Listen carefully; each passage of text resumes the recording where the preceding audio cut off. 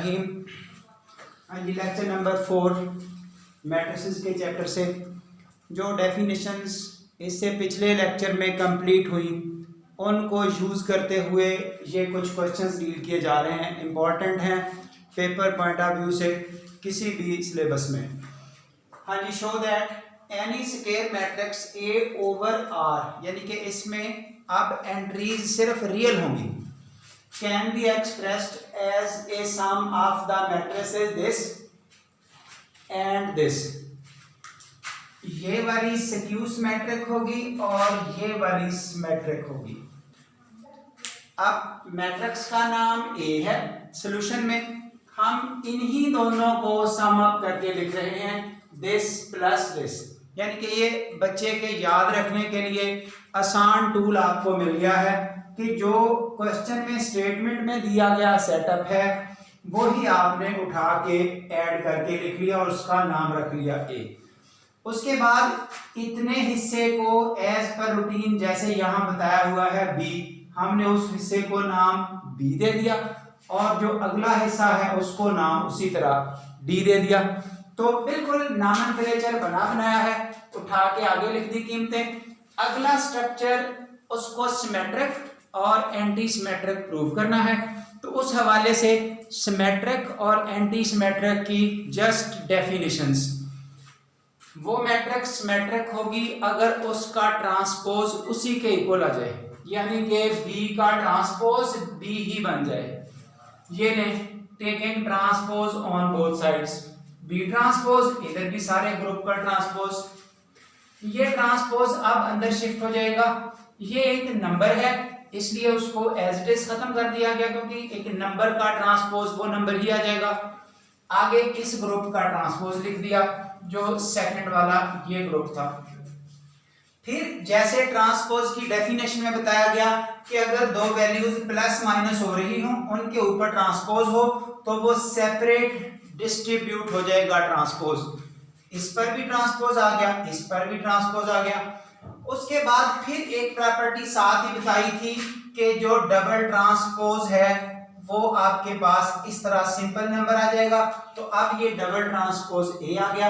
अब फाइनली क्या हुआ, ये है ए प्लस ए का ट्रांसपोज नाम बी है, तो इसका नाम एज इट इज बी। अब हम शो कर चुके हैं बी का transpose equal to B, this shows that B is symmetric. Similarly अब डी मैट्रिक्स ये है, इसको हमने सिक्यूस मैट्रिक प्रूव करना है। तो सिक्यूस मैट्रिक के लिए उसी मैट्रिक्स का ट्रांसपोज उसके माइनस इनटू दैट होना चाहिए, taking transpose on both sides. अब ये ट्रांसपोज इस पर और इस सारे ग्रुप पर, नंबर का ट्रांसपोज खत्म हुआ, बाकी रह गया ये वाला ग्रुप उसका ट्रांसपोज। फिर प्लस माइनस में ये ट्रांसपोज इस पर भी आ जाएगा, इस पर भी आ जाएगा, वो एज इट इज लिख दिया गया। उसके बाद ये डबल ट्रांसपोज जो है वो खत्म होके सिंगल रह गया नंबर। अब हमने माइनस कॉमन करना है, वो कॉमन किया, जो बाकी आउटपुट बची वो वही जो डी था शुरू में एज इट इज आ चुका, तो माइनस डी। डी का transpose equal to minus D, this shows that D is skew symmetric.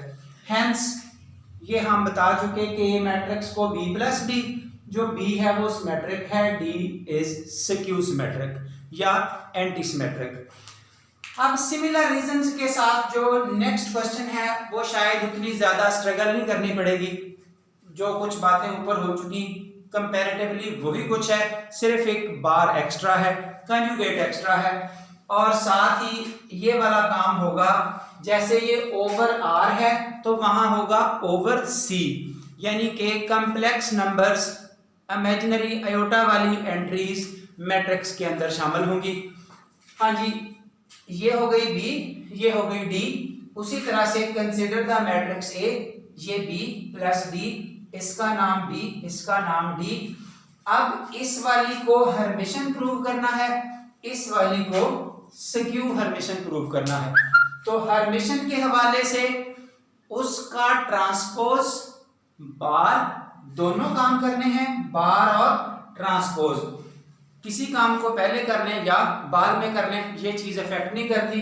तो ये बी बार, सब पर बार लगाया, ये देखिए होल बार, फिर प्लस माइनस पर बार अलग अलग हो गए, उसके बाद ये बार डबल हो गया, यानी कि ए बार का ट्रांसपोज जो होल बार है ये बार आपका नीचे शिफ्ट हो चुका, फिर ये डबल बार आपके पास खत्म हो गया, ए रह गया, ट्रांसपोज अपनी जगह, और अब ट्रांसपोज लिया, ट्रांसपोज की प्रॉपर्टीज देखते हुए बी बार का transpose equal to B, this shows that B is Hermitian.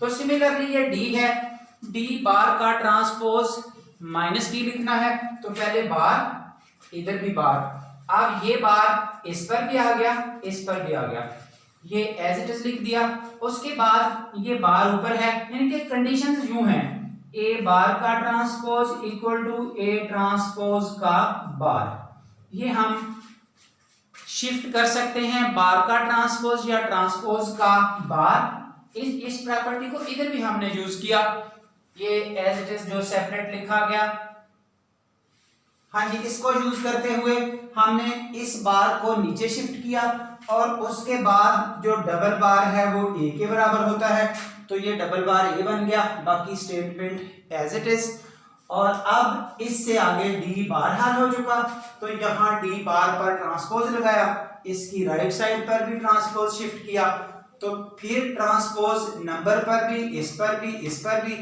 ये सेपरेट करते हुए डबल ट्रांसपोज ए के इक्वल, ये बार ट्रांसपोज माइनस हमने कॉमन करना था वो कॉमन किया, और अल्टीमेटली डी बार का ट्रांसपोज माइनस डी, तो इससे समझ आ रही है डी इज सिक्यू हर्मिशन। तो अब फाइनली हम दिखा चुके कि A equal to B plus D, जिसमें बी हर्मिशन है और डी सिक्यू हर्मिशन है।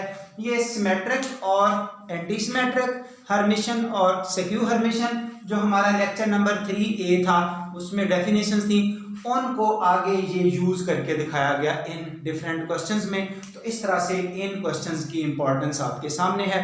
सो यहाँ तक का काम ये इन डेफिनेशंस को यूज करते हुए हम वाइंड अप कर रहे हैं। इस तरह से अब इन डिफरेंट डेफिनेशन प्रॉपर्टीज को आगे हम कंटिन्यू कर रहे हैं रिमेनिंग ऑफ दिस चैप्टर। तो यहाँ तक ज़ाहिर है बार बार जो बात कही जा रही है, जिन लोगों को वीडियो पसंद आए वो आगे शेयर ज़रूर किया करें ताकि ज़्यादा से ज़्यादा लोगों को इसका बेनिफिट हो सके, और हमारे चैनल को सब्सक्राइब करें।